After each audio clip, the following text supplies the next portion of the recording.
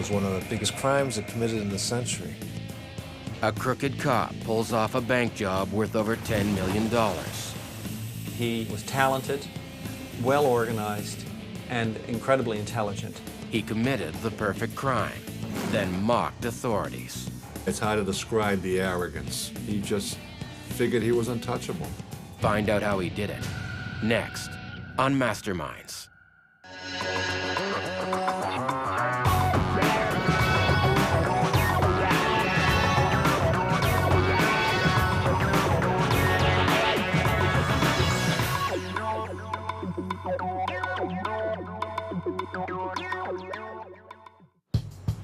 Medford, Massachusetts. In the early 80s, this quiet suburb of Boston was booming. People had jobs, people had money, people were spending money, people were making money. There was a lot of money around, and there was a lot of money in the bank. And the richest bank in Medford was Depositors Trust. Its security system was state-of-the-art. The alarm is wired into both the alarm company and the police station.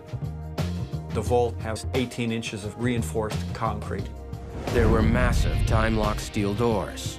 Inside was a safe and 1,000 double-key deposit boxes. The vault seemed impregnable. But on Memorial Day weekend, 1980, the unthinkable happened. Depositors Trust became the scene of the largest bank burglary in New England's history. Come that Tuesday morning, the bank opened, and they opened up and said, "Oh my God, what happened here?" $10 million in cash and jewels was gone. 1,000 armor-plated deposit boxes had been smashed open. The highly sophisticated silent alarm hadn't gone off, and the reinforced concrete ceiling had a hole blown through it. It was incredibly bizarre.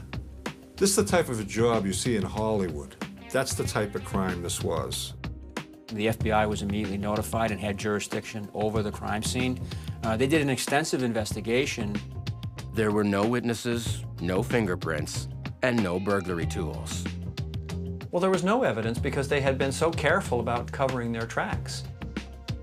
They had made sure that anything that went into the bank came out with them. In that sense, it was the perfect crime. It's an immediate big story, and it's not just a big story at the Medford level. It's a big story at the state level and at the federal level. The question then arose as to who were the suspects and who could have possibly perpetrated a job of this magnitude. But there was really no prime suspects at that point, other than the fact that it had to be a bunch of professionals. The gang was led by a professional police officer, Captain Jerry Clemente. A career cop obsessed with money and power had pulled off a multi-million-dollar heist. The question is, how did he do it?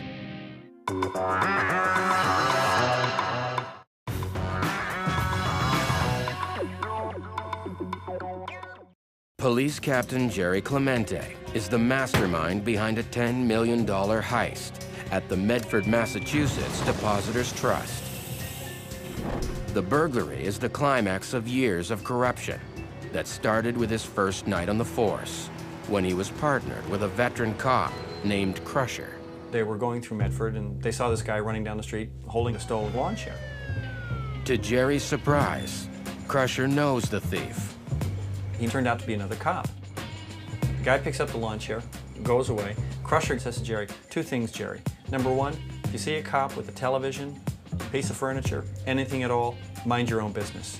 Whatever he's doing is his business. Number two, don't play high and mighty. The lesson he learned was corruption was accepted. It was easy to move beyond that, almost imperceptibly, to a point where you were doing wholesale corrupt activities. Jerry quickly discovers he has a talent for planning and executing burglaries. He furnishes his entire house with stolen goods. But he's also a brave cop. Early in his career, Clemente is awarded a Medal of Valor for his role in the takedown of an armed gangster. He had a good reputation in law enforcement circles. You know, he was a good guy, solid guy, you know, a go-to guy. But his double life as criminal and crime fighter soon spills over into his personal affairs. Here's a married man with a family, living, you know, a happily married life in a community on the surface, who at the same time is having a clandestine sexual affair. So it certainly must have been part of Jerry's makeup to want to lead a double life. As Clemente moves up through the ranks of law enforcement, he's drawn to more ambitious crimes. He partners with Sergeant Tom Doherty. Tom Doherty was always a rogue. He was arrogant, out of control, and basically abused his badge from probably the first day he wore it. In 1978, Clemente and Doherty pull their first big job. The target? The police department. They would steal the police promotional exam before it was given, make copies of it, sell it for $5,000 to somebody who wanted to be a police chief someplace. They manipulated and controlled who they wanted in command positions in the city and town police departments. They were very powerful back at that time, very powerful. And Jerry Clemente was at the top of it. Then in 1980, Clemente and Doherty see an opportunity to become multi-millionaires. They decide to hit depositors' trust. They both knew in the back of their minds that this was the big score. This was, of all the planned criminal activities that they were involved in, this was the one that was going to set them up for life.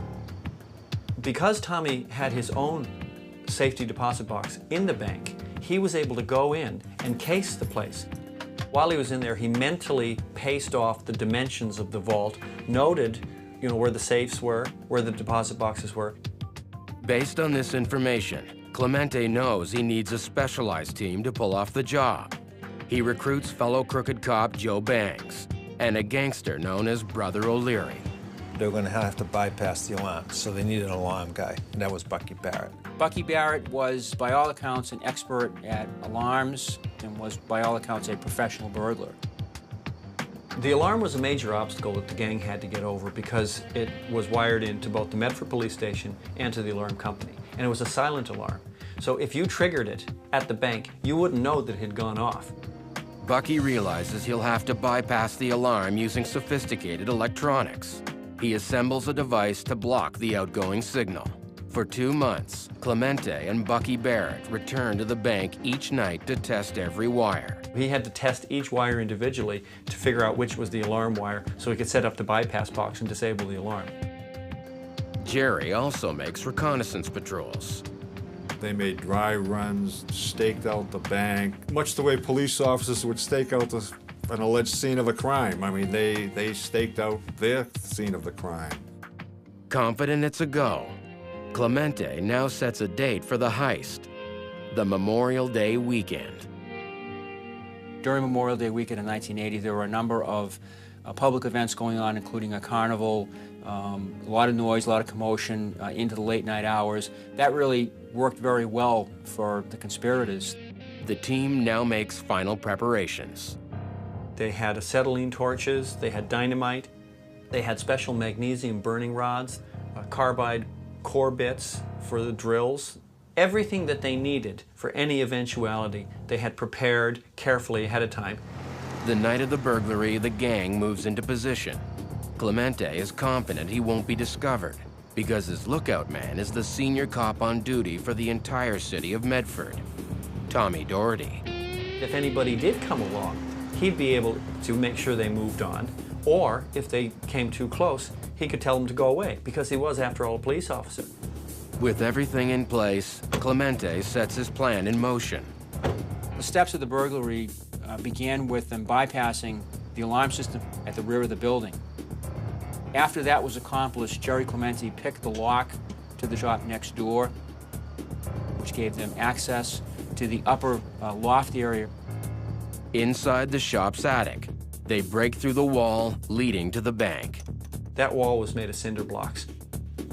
So in a matter of minutes, they had smashed through there. They were able to crawl into the crawl space above the vault. So they then could start the tunnels through the actual ceiling of the vault. Using power from a nearby fuse box, they start to drill through the vault ceiling. And they knew exactly where to drill in order to create the hole, from Tommy having mentally cased the place. You know, the old story, plan your work, work your plan. Everything was done exact to a T. They knew what they had to do. They were all disciplined guys. At each step of the way, they would pause and wait, report back to Tommy. Tommy would make sure that nobody had heard anything, that nothing was being reported. He'd have a good look around. Then he'd give them the okay to go on to the next stage of the operation. But an hour into the job, there's a big problem. Doherty radios Clemente to shut everything down and keep quiet. The owners of Brigham's restaurant next to the bank have come to take inventory. Clemente has Doherty spring into action. Tommy went in, told these people, I'm sorry, we've had some, criminal activity around here lately. We really can't have you doing inventory in the middle of the night, and got them to leave and go home. And they were quite impressed that, geez, great police response here. Doherty gives Clemente the all clear. Above the vault, the men resume working on the 18 inches of steel-reinforced concrete. Clemente has brought dynamite, but he knows he's taking a risk. The risk obviously being they're in the middle of a downtown area in Medford, that would be heard by the neighbors and that they would be discovered. They pile sandbags on the dynamite to direct the blast downward and muffle the sound.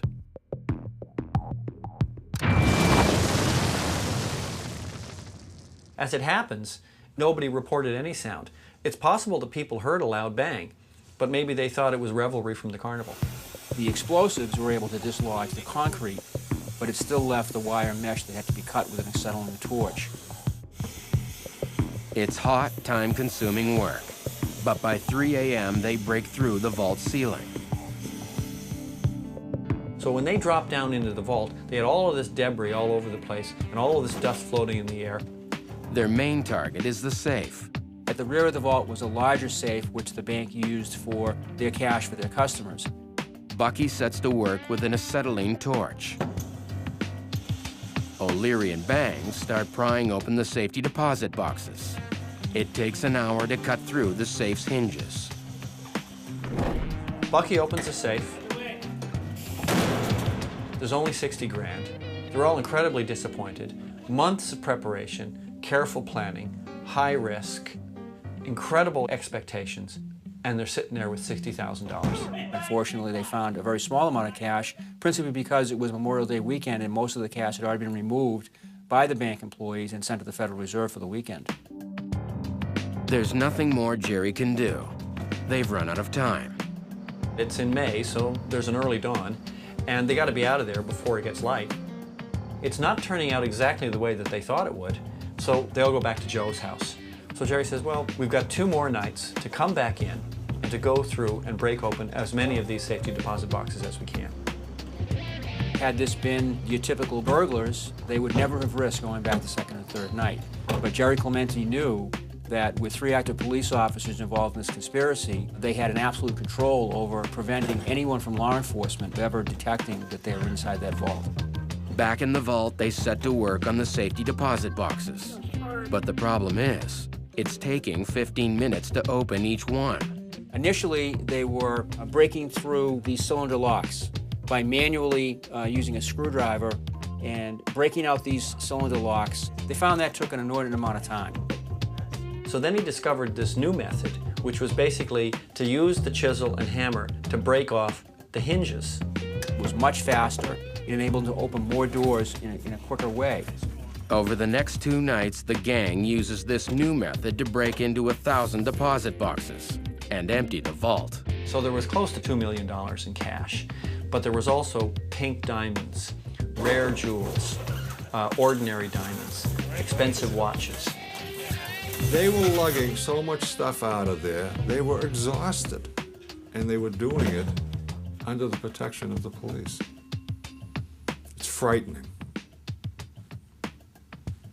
They were the police. 72 hours after breaking into the vault, Clemente and his crew escape with $10 million in cash and jewels. Well, the first thing they did is they split the cash 6 ways. So they all got their take of the cash, which was about 200 grand apiece. But dividing the jewelry is much more difficult. The problem was then jewelry is identifiable, and they had a problem of how could they get rid of it and convert that into cash. Clemente decides to leave it with Joe Banks. Now all he has to do is wait, and he and his crew will be very rich. But this treasure will set one gang member against another and threatens to destroy them all.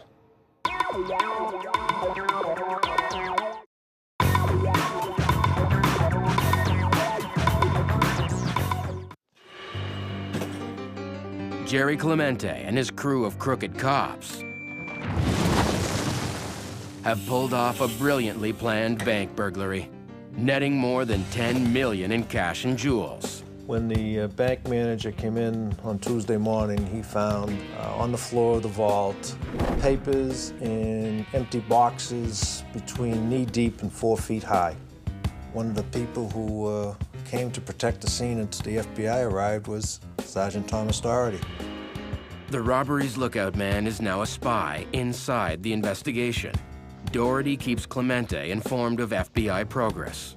The speculation was there had to be an insider involved, there had to be someone with local knowledge. A number of people were interviewed, including Tom Doherty, Jerry Clemente, both of whom were on duty during part of that weekend. But while there was a lot of speculation and rumor that Jerry Clemente was, in fact, the mastermind, there was no physical evidence connecting him to the burglary. When investigators try to shake Clemente's alibi, his mistress, Barbara Hickey, backs him up. He instructed her that if she were asked where he was on those nights, that she was to say that he was with her for the entire night.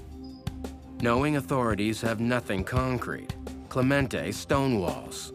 The fact that Jerry is a captain in the police department means that he understands police procedure. He understands the rules of evidence. He knows what it is that they need in order to prove that he did it. He also knows that they can't put it together. So he feels that even though they have strong suspicions, and even though they can make life difficult for him, that he's in the clear. The FBI continues to investigate. They put Clemente under 24-hour surveillance, but Clemente knows he's being watched. Without knowing the guy, it's hard to describe the arrogance. He just figured he was untouchable. They had thrown everything they had at him, and he walked away.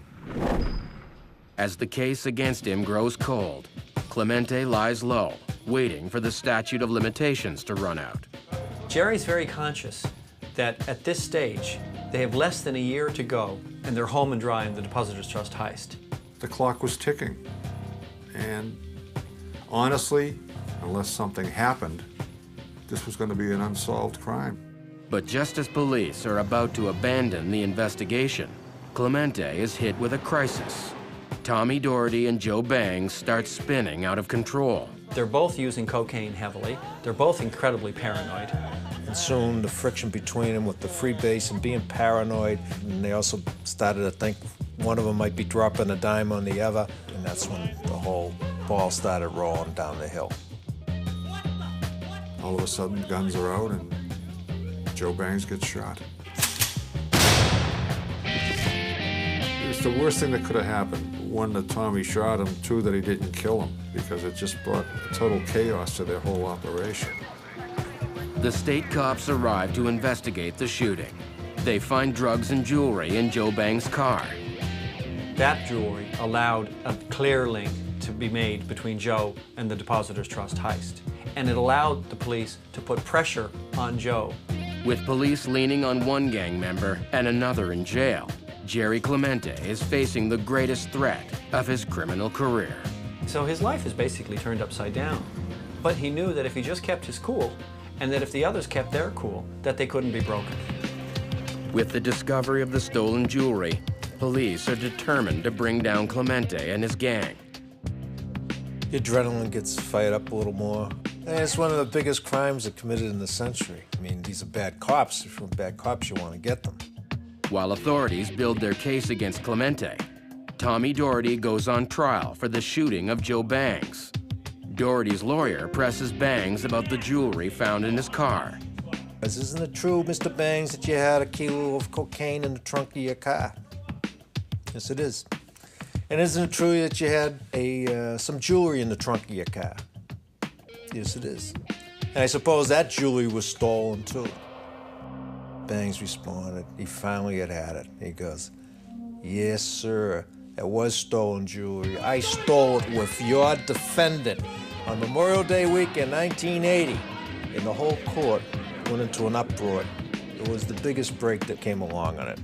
Doherty is found guilty, and Joe Bangs tells prosecutors everything about the depositors' trust heist. But police need more. Joe Bangs carried a lot of baggage and had very low credibility. The problem we faced is that a jury would say, you're only saying this and implicating others because you want to save your own skin. Investigators then get a break when they learn Clemente has left his mistress, Barbara Hickey. They were working with her and working with her and working with her, and they were getting nowhere with her, none at all. And so they were kind of throwing up their hands and turning to leave when she said to him, well, I don't know if this helps, but would it make any difference that he came home one night that weekend loaded with dust and dirt all over him? If that make cement powder and that type of thing, would that be helpful to you? For Jerry Clemente, Barbara Hickey's turning on the gang is the worst thing that could possibly happen. It brings down the whole house of cards. Jerry Clemente is arrested and charged with 4 counts of breaking and entering with intent to commit a felony. Although the evidence against him is strong, he's unconcerned, continuing to believe he's pulled off the perfect heist. Jerry was always super confident. He always had faith in his ability to get out of any situation that he might find himself in.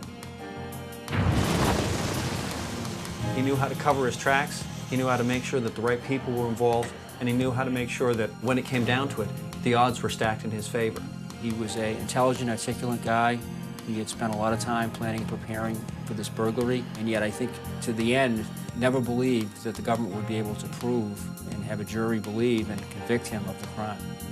But at his trial, his former mistress, Barbara Hickey, is the prosecution's star witness. Out of a clear blue sky, he said that he was going to have a lot of money and he would never have to work a day in his life again. Her testimony finally puts the corrupt cop behind bars. Jerry got 30 to 40 years, so it was the maximum sentence, and they nailed it. It's particularly satisfying when it's a police officer and you realize that this is someone who had corrupted the system, who had breached his trust, and who should be brought to justice. After 10 years in jail, Jerry Clemente is paroled.